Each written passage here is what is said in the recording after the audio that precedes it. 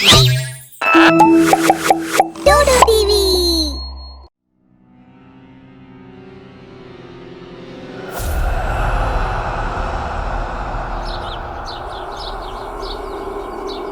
मुझे बचाओ, प्लीज मुझे बचाओ।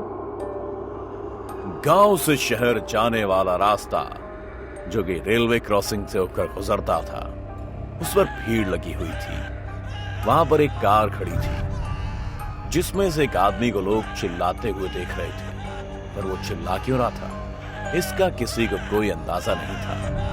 लोग कुछ समझ पाते इससे पहले उस कार पर आसमान से कुछ गिरता है और फिर ड्राइविंग सीट पर बैठा हुआ इंसान गायब हो जाता है। लोग शॉक्ड हो जाते हैं, पर अब उनके लिए आम बात हो गई थी। दरअसल इस जगह पर यह 7वीं घटना थी जो इस तरीके से और इसी जगह हो रही थी। गांव के कितने ही लोग इस तरह की घटनाओं के साक्षी बन चुके थे।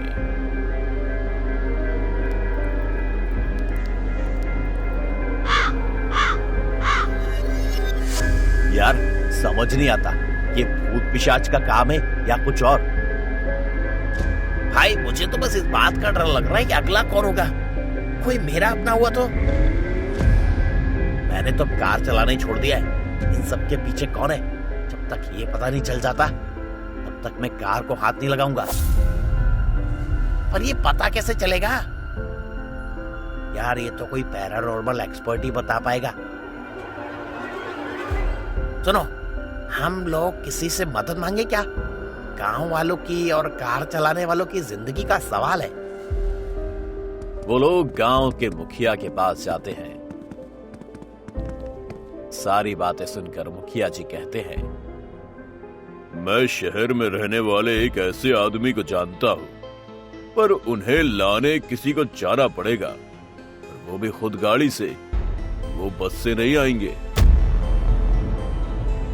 मुखिया जी, अगर उन्हें लाने कोई शहर जाएगा तो वो उसी रेलवे क्रॉसिंग से होकर जाएगा, फिर हो सकता है कि उसकी जान भी चली जाए। इसीलिए तो मैं कुछ नहीं कर पा रहा हूँ। तुम लोगों को क्या लगता है ये बात सिर्फ तुम्हारे दिमाग में आई है? पिछले 13 सालों से गांव का मुखिया हूँ। गांव का भला बुरा मुझे समझ आता है। मैं जाऊंगा लेने। तू पागल हो गया क्या? देख, गांव की भलाई के लिए किसी को तो जाना पड़ेगा, तो मुझे नहीं लगता कोई मेरे अलावा ये रिस्क लेगा।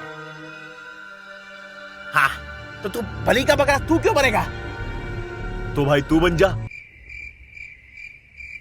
तुम दोनों चले जाओ, अगर कुछ हो गया तो एक दूसरे की मदद करना। ठीक है मुखिया जी, हम कल ही उन्हें लेकर आते हैं। सुनो, कल तुम लोग सुबह ही निकल जाना और ये ताबीज अपने पास रखना। वीर और अंशुल सुबह 7 बजे घर से निकल गए। रेलवे क्रॉसिंग पर पहुंचकर वीर अंशुल को देखता है और हिम्मत करके गाड़ी आगे बढ़ा देता है। जैसे ही वो क्रॉसिंग पर पहुंचते हैं, वैसे ही गाड़ी झटके से रुक जाती है। वीर महसूस करता है कि उसकी सीट के पीछे से कुछ हाथ निकलकर उसके शरीर पर रेंग रहे हैं और उसे पीछे की तरफ खींचकर सीट से चिपका देने को आतुर है। वो बगल में देखता है, वहां अंशुल गहरी नींद में सो रहा होता है। उसे जगाने के लिए हाथ बढ़ाता है तो कोई उसका हाथ खींच लेता है। जब वीर कुछ नहीं कर पाता तो जोर जोर से चिल्लाने लगता है, मुझे बचाओ प्लीज, कोई है, मुझे बचाओ। अंशुल उठ जा, मेरी मदद कर, कोई तो बचाओ यार। चिल्लाते हुए उसके पूरे शरीर पर बहुत से हाथ रेंगने लगते हैं और ऊपर से बहुत तेज रोशनी होती है। वो ऊपर देखता है तो अपनी तरफ आते हुए हाथ, और इतनी रोशनी को देखकर उसकी आंखें चौंधियाने लगती हैं और फिर कोई उसे ऊपर खींच लेता है।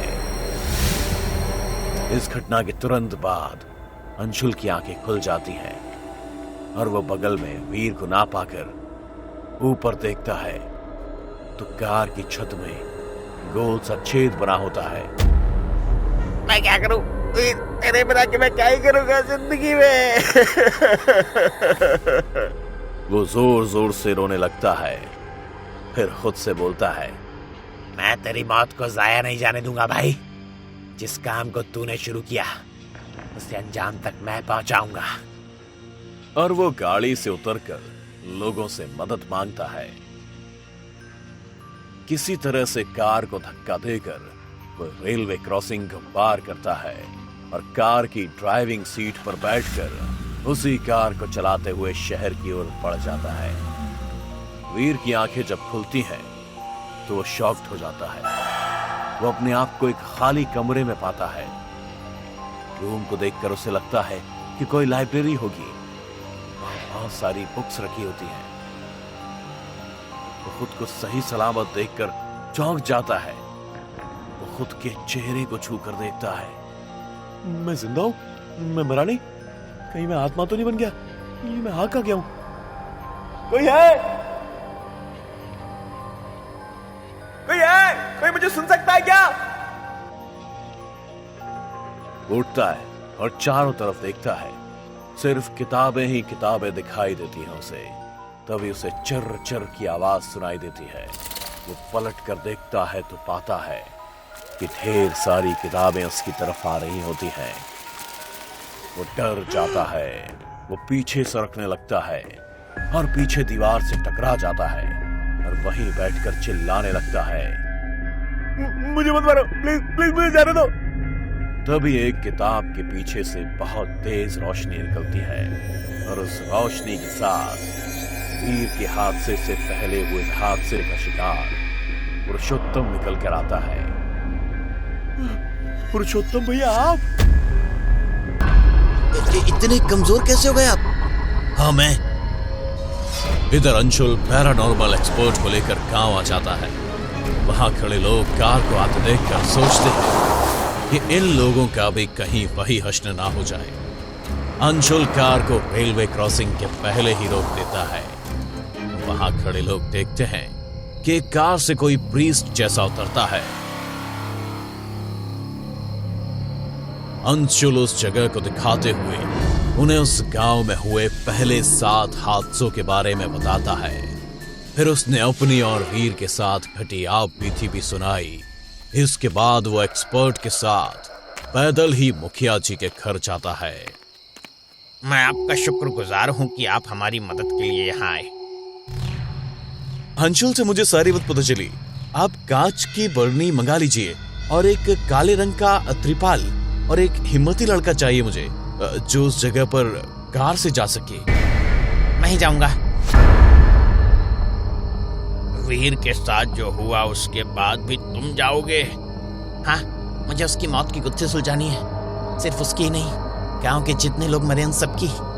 जो मेरे वीर के साथ हुआ अब वो किसी और के साथ नहीं होगा। Good, I need this spirit and you don't worry, I will try my best to save you. Thanks.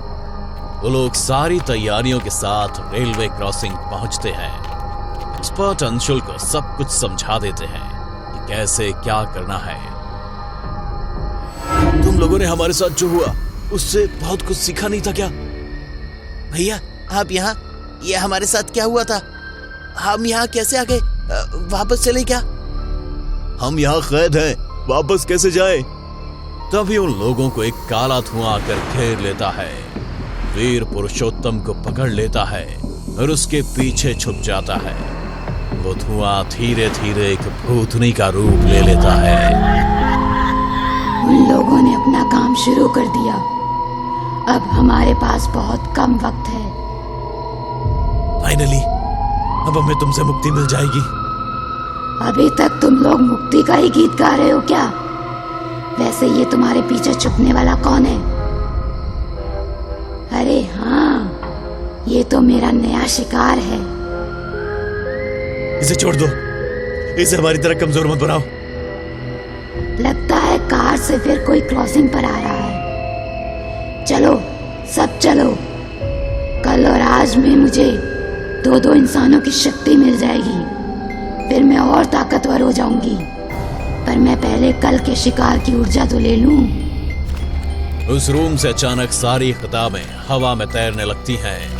वो भूतनी वीर के पास आकर उसकी सारी ताकत खींच लेती है। और फिर अचानक एक हवा के झोंके के साथ वो लोग एक काले त्रिपाल के अंदर आ जाते हैं। उन लोगों को पैरानॉर्मल एक्सपर्ट ने अपनी शक्तियों से उस क्रॉसिंग पर बुला लिया था। त्रिपाल के हटते ही गांव के लोग उन लोगों को देखते हैं। वीर और बाकी मरे हुए लोगों को जिंदा देखकर अंशुल और गांव वाले बहुत खुश होते हैं। तभी वो भूतनी वहां आतंक फैलाने लगती है। गांव के लोगों को उठा उठाकर हवा में उड़ाने लगती है। जमीन की धूल भी हवा में उड़ने लगती है। वो लोगों को परेशान करने लगती है। उन्हें उड़ता देखकर खूब जोर जोर से हंसती है।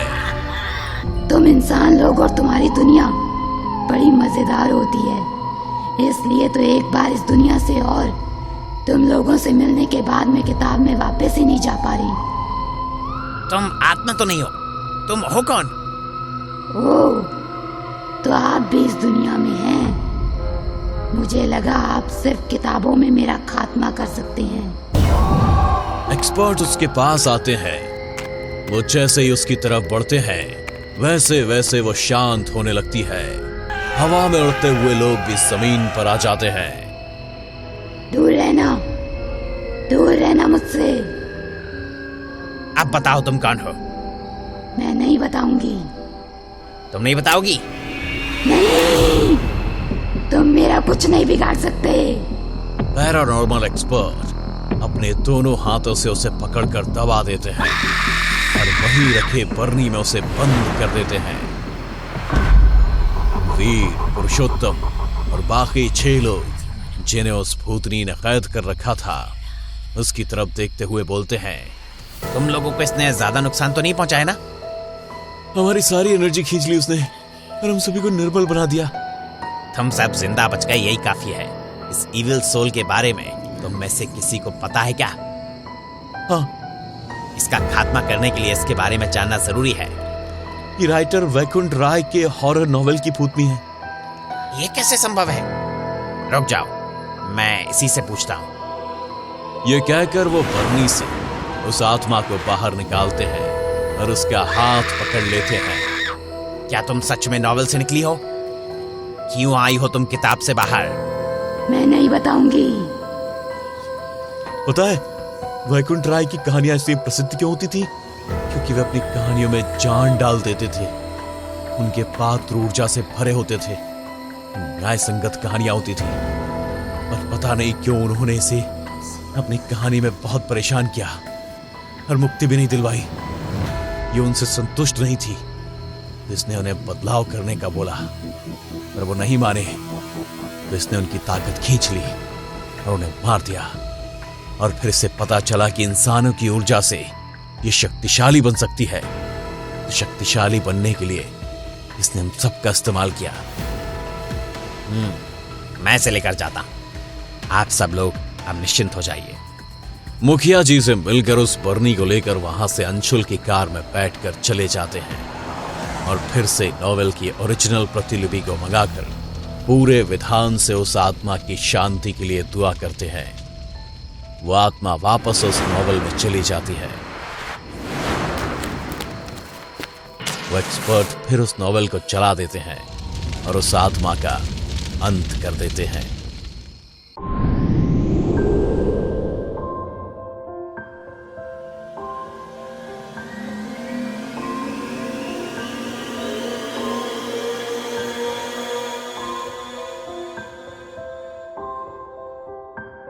अपनी मंजिल तक पहुंचने के लिए हम सभी को रास्ता तय करना होता है, और सफर के बाद मिलने वाली मंजिल अगर हमारी मनचाही हो तो उसकी बात ही कुछ और है। पर क्या होगा अगर सफर खत्म ही ना हो? क्या होगा अगर रास्ता अनंत हो? क्या होगा अगर आप उस रोड पर निकल पड़े जो आपको मौत की ओर ले जाता हो? क्या होगा, ये जानने के लिए बने रहिए। हम चलते हैं नेवर एंडिंग रोड की तरफ।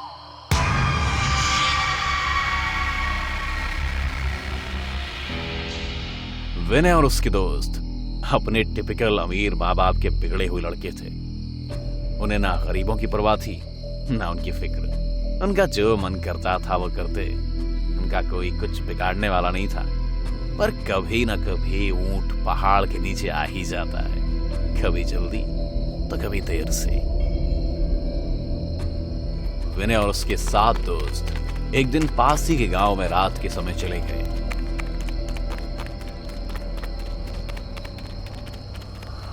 इस गांव में गरीबों के पास अपने मुर्दों को गड़ाने की भी जगह नहीं थी, इसीलिए उन्हें गांव की सड़क के किनारे गड़ा दिया जाता था।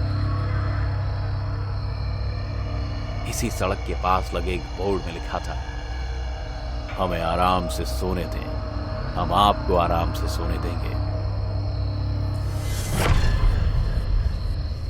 जब विनय और उसके 7 दोस्त यहां पहुंचे तो सबसे पहले उन्होंने इस बोर्ड को निकालकर फेंक दिया और फिर जिंदा इंसानों तक की इज्जत ना करने वाले लफंगों के इस गुट ने मुर्दों के साथ भी यही सलूक कर दिया। कोई कब्र में रखे फूलों को फेंकने लगा तो कोई कब्र के ऊपर बैठकर पेशाब करने लगा और कोई उस पर बैठकर शराब पीने लगा, कब्र पर रखे पत्थर को फेंकने लगा और ये सब घटिया आइडिया उनके दिमाग में आने लगे। और इन लोगों से जो उम्मीद की जा सकती थी उन्होंने वो ये सब किया। जब इन गिरी हुई हरकतों से उनका मन भर गया तो वो आगे बढ़ गए।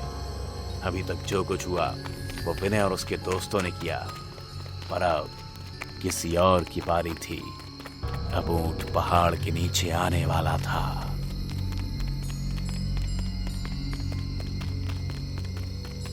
सारे दोस्त उसी रास्ते में आगे बढ़े चले जा रहे थे। तभी उनमें से एक ने रियलाइज किया कि बहुत देर हो गई है और रास्ते में कुछ आगे नहीं आ रहा। और अब तो ऐसा लग रहा है कि वो इस रास्ते में गोल गोल घूम रहे हैं और कब्रें बार बार उनके सामने आ रही हैं। तभी वो बोला, यार विनय, तुझे नहीं लगता कि हम यहाँ से अभी थोड़ी देर पहले गुजर चुके हैं? क्या बकवास कर रहा है? या तो दारू पिया मत कर या फिर हजम करना सीख ले। रोड खत्म नहीं हो रही, दरुआ कहेगा।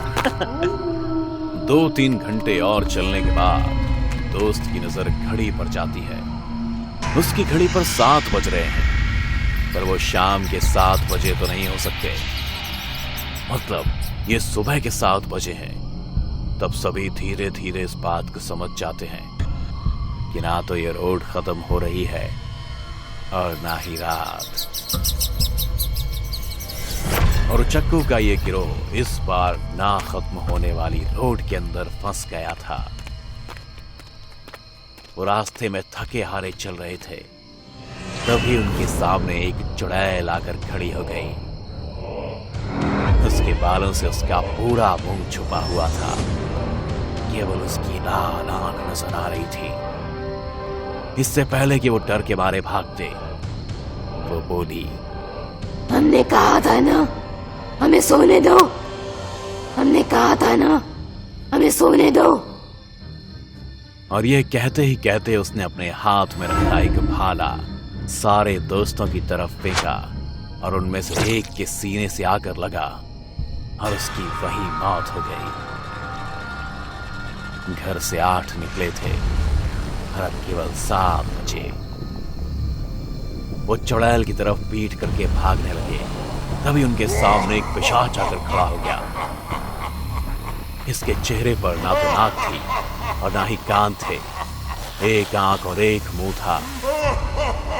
तभी वह पिशाच बोला, हमने कहा था ना कि हमें सोने दो, हमने कहा था ना कि हमें सोने दो।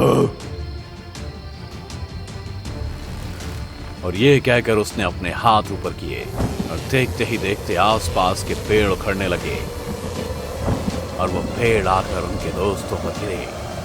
इन सब के बीच 3 और दोस्तों की मौत हो गई। अब इस गिरोह में केवल 4 ही लोग बचे थे। सब के सब बदहवास भागने लगे। सब के सब थके हुए थे। पानी भी पीने के लिए नहीं था और ना ही रात खत्म होने का नाम लेती थी और ना ही रास्ता खत्म होने का नाम लेता था।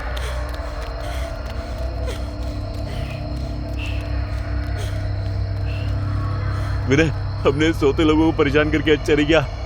अब ये हमसे इसी बात का बदला ले रहे हैं। हाँ आइंस्टाइन, इतना तो हर बेवकूफ को समझ में आ गया है। ये लोग हमारे साथ ऐसा क्यों कर रहे हैं? कोई सोल्यूशन बताओ, वरना मुंह खोल के ऑक्सीजन वेस्ट मत करो, ठीक है? इतने में उन्होंने देखा कि रोड में एक गड्ढा हुआ। एक और दोस्त उसमें गिर गया। अब 3 ही दोस्त बचे थे। तभी उनमें से एक ने बोला, क्यों ना अपनी गलती सुधारे। हमने जो कुछ भी कब्रों के ऊपर किया है उन्हें ठीक कर दे तो शायद हमारी जान बच जाए।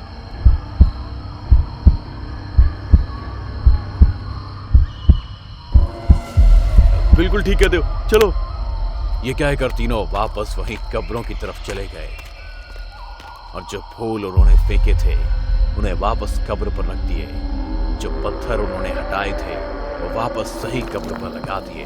जो शराब की बोतल कब्र पर रखी थी उन्हें भी हटा दिया और जिस कब्र पर पेशाब की थी उसे भी साफ कर दिया उन्होंने। और वो ये सब कर रहे थे तभी आसमान से कोई चुड़ैल उड़ती हुई आई और उनमें से एक को ले गई। अब 2 ही बचे थे।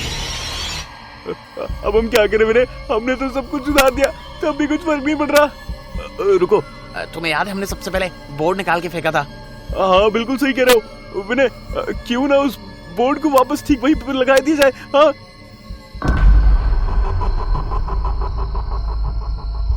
ये कहकर दोनों ने उस बोर्ड को वापस लगाने की कोशिश की, लेकिन तभी उनके सामने वही चुड़ैल और पिशाच आ गए और उनकी तरफ बढ़ने लगे।